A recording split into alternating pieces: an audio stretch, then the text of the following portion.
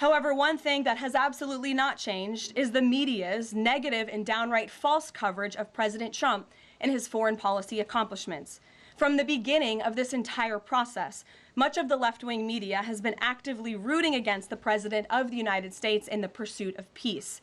Initially, the media ridiculously claimed that President Trump was somehow beholden to Russia for even agreeing to have a face-to-face discussion with President Putin inside of the United States.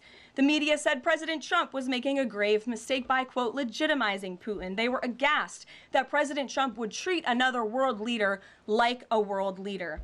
The media relentlessly attacked President Trump and claimed he suffered a, quote, major defeat for not immediately emerging with a final agreement, even though he said heading into that meeting, this was a meeting to listen and to understand how to move the ball forward. All weekend following those historic U.S.-Russia bilateral talks, we listened to clueless pundits on television trying but failing to claim that the president had failed. The so-called experts in the foreign policy establishment, whose record is nothing but endless wars, trillions of wasted taxpayer dollars, and dead Americans, have the nerve to try and lecture President Trump, who has solved 7 global conflicts in 7 months, about peace. This is the same president, by the way, who brokered the Abraham Accords in his first term, on top of more than half a dozen other peace deals this year alone, as I just said.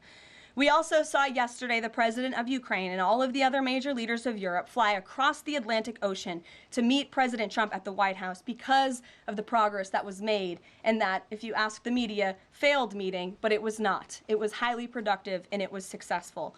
This is why Americans' trust in the mass media is at a lowest point in more than 5 decades. Diplomacy is a delicate process, and instead of reporting the facts about what is happening here at this White House and what is happening between this president and other leaders around the world, many outlets in this room continue to try to actively undermine the president and sabotage the efforts towards peace. That is why I felt the need to set the record straight.